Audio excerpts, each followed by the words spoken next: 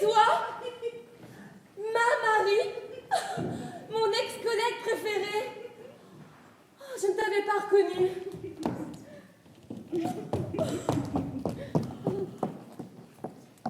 Laisse-moi te regarder.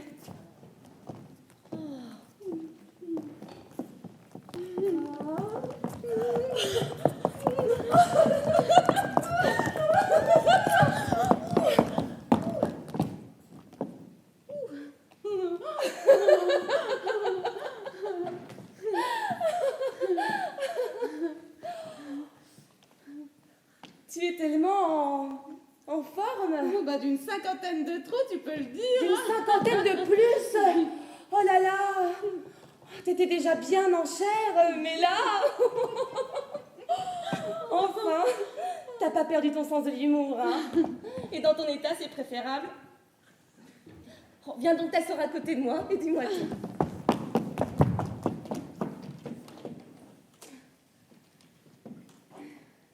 Dis donc, c'est ton mari qui doit être content, non? Oh oui. Tu parles, c'est un gourmand. Il en a plus. Oh là là, oui. Un vrai ogre, hein. Et dans ton état, c'est préférable, hein, t'imagines? Il risquerait l'indigestion. Il doit se faire vomir à chaque fois. Je me demande vraiment comment il fait pour rester avec toi. Ouais, moi je me le demande aussi. Mais sans doute qu'il préfère ma personnalité à mon enveloppe. Hein. En tout cas, ça doit être compliqué au lit, non? Bah ouais. Mais comme beaucoup, hein. Non mais ça va, ça va. Tu rigoles. Parle pour toi, hein. Mais certainement pas pour ton mari. T'imagines coucher avec un bachalot? Un quoi? Bah, un bachalot. Une cachalène. Oh, enfin, je veux dire, une grosse bestiole.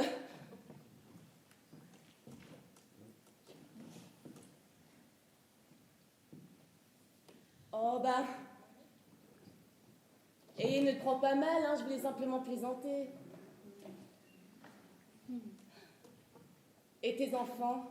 Oh bah ma grande elle va rentrer au collège et puis le petit bah... Non, mais je veux dire, c'est pas trop dur pour eux de subir les colibets de leurs amis? Je viens juste d'apprendre ce mot. C'est excitant, non? Amis? Mais non, t'es bête. Colibets. Je ne sais pas si c'est dur pour eux de subir de leurs amis les colibets, mais ce dont je suis certaine, c'est qu'ils m'aiment. Bah oui. D'accord. Et dans ton état, c'est préférable, hein, c'est sûr. Mais enfin, ils seraient plus heureux avec une mère qui leur fait pas honte. Ne le prends pas mal, hein, c'est pour ton bien que je dis ça. Je ne sais pas s'ils ont honte, mais ce dont je suis certaine, c'est qu'ils ne s'encombrent pas de préjugés et que, du moins, ils me les épargnent. Ils sont trop mignons. Moi, ils m'auraient pas supporté aussi grosse. Oh, bah, faudrait déjà que t'en aies. Non, mais tout ça, ça dépend de la façon dont ils sont élevés. En tout cas, les miens, ils ne m'auront pas connue idiote. Oh, à propos d'idiote, tu tombes toujours dans les escaliers pour un oui, pour un non. Oh, parce que qu'est-ce que tu paraissais bête à pas tenir sur tes jambes. Remarque, avec toute cette graisse, t'es protégée. Un peu comme les sumo. Mais oui, je tombe encore souvent. Sans compter que tu soufflais comme un phoque au travail en montant les marches. Oh là là, oh, quand j'y pense, quelle horreur. Sans parler des douleurs articulaires. Mais comme ça, au moins, t'as pas à faire les magasins. Ça fait des économies. Les cosmétiques et l'esthétique. De toute façon, c'est pas ton truc. Toi, tu t'en fous d'être belle.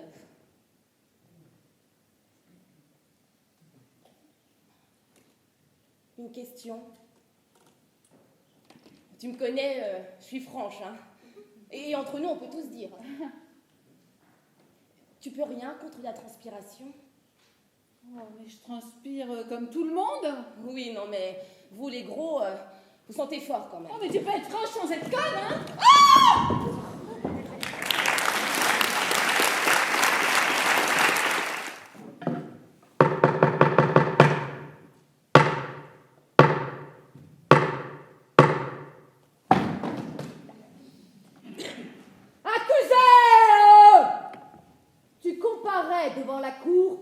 maltraitance et non-assistance à ta personne en danger. Reconnais-tu les faits qui te sont reprochés? Hop, hop, hop, hop, hop.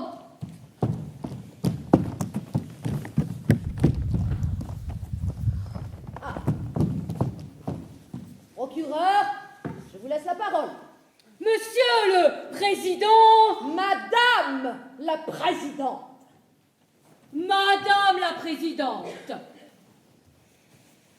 tu es ici car tu n'as pas su prendre soin de ton corps. En effet, l'accusé fréquente de manière régulière les fast-foods et consomme de façon abusive de la nourriture diététiquement mauvaise, car faiblement nutritive et riche en sucre et en graisse. En somme, tu es une adepte de la malbouffe. Et j'ai déjà lu dans ton dossier, que je dois avoir quelque part par là, que tu en as fait plusieurs indigestions. Oui, c'est vrai, mais ça ne s'est Ce pas... que ma cliente veut dire, Madame la Présidente, c'est qu'il est pratiquement impossible de ne pas se laisser tenter par ces endroits où la nourriture est facile d'accès et la consommation rapide. Qui n'a jamais été tenté? De nos jours, le stress et le travail font qu'on se laisse facilement prendre par ce type d'aliments. Ce n'est pas pour autant que les personnes qui en consomment sont grosses. Soit. J'ai également lu dans ton dossier, que j'ai lu par là, que ta courbe de poids est en constante ascendance et au-dessus de la norme. Pourquoi? Mes parents, en fait... Laisse-toi quand tu t'adresses au président. Madame! Nom d'une cacahuète en short! Madame la Présidente. Mes parents sont aussi corpulents que moi et pourtant ils font attention à leur alimentation. Tu ne réponds pas à la question et tu accuses maintenant tes parents? Quel enfant indigne tu es! Objection, Madame la Présidente. Madame la procureure oublie de dire que la génétique est un terrain favorable à l'obésité et qu'un enfant issu de 2 parents obèses a 80% de chance, ou plus exactement de malchance, de le devenir à son tour. Et des études récentes démontrent qu'un dérèglement de la flore intestinale pourrait jouer un rôle sur la prise de poids. Oui, qu'est-ce qu'il y a? Ah, mais objection accordée! Que fais-tu de tes journées? Dis à la cour la vérité. Combien d'heures passes-tu devant la télévision, affalée dans ton canapé? Une télévision qui n'est pas à pédale à première vue. En dehors des heures de travail?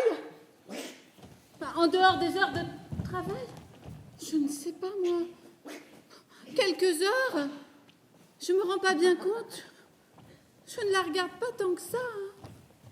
Et toutes ces sucreries que tu grignotes, que tu avales à longueur de journée, n'as-tu pas de remords? Affalé dans ton cercueil, ton sarcophage, n'as-tu pas d'amertume lorsque tu achètes toutes ces pâtisseries dégoulinantes de graisse? Pourquoi ne fais-tu rien pour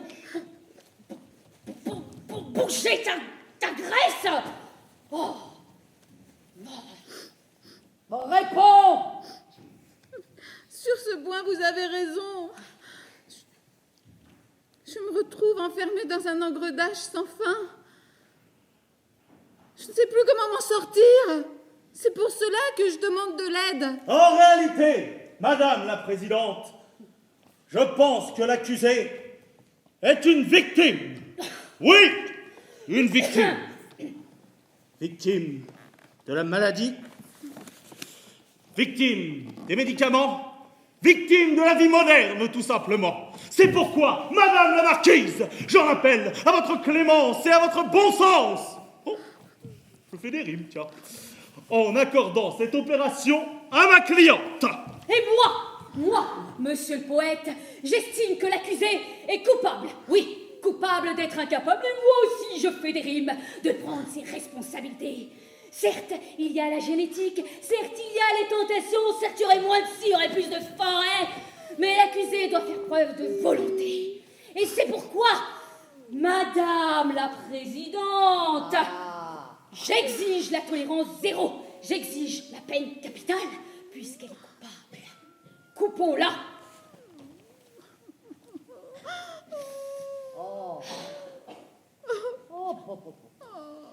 Bon, arrête de chialer et bouge ton cul.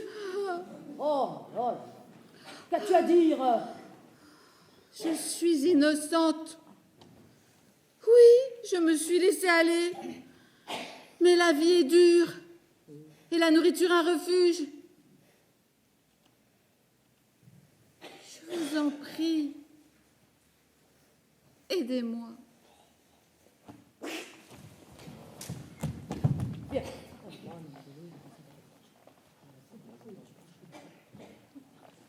C'est qui décide? La décision est prise. Accusé! Lève-toi. Ou plutôt non.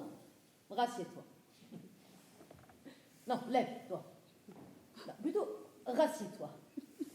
Lève. Lève.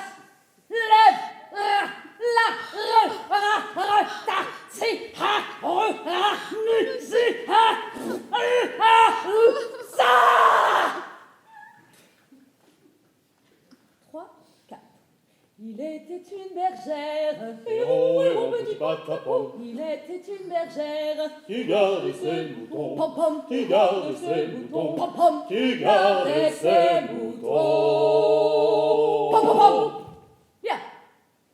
Tu es consciente que cette opération n'est qu'une aide, une béquille. Tout le travail, c'est toi et toi seul qui devras le fournir. Oui, je suis consciente. Bien. Accusé, tu es une victime, certes, mais également responsable et coupable de ton état de santé. En conséquence de quoi, la Cour, qui n'est pas la Cour des miracles,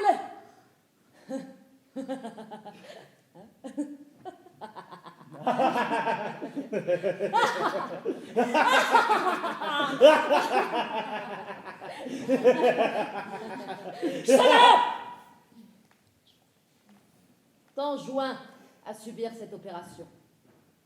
Puisqu'elle est coupable, coupons-la. Puisqu'elle est coupable, coupons-la. Coupons-la. Coupons-la. Coupons-la. Coupons-la.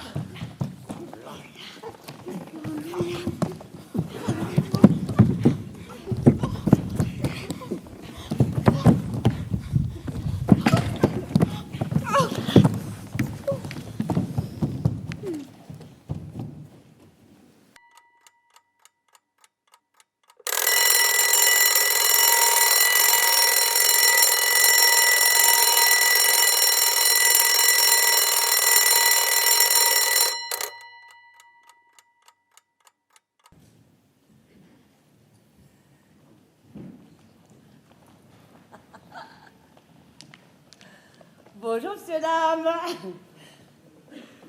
Vous me reconnaissez? Non. Oh, mais pourtant vous me croisez tous les jours. Ah, dans la rue, au supermarché, dans les ascenseurs, partout en somme. Hein?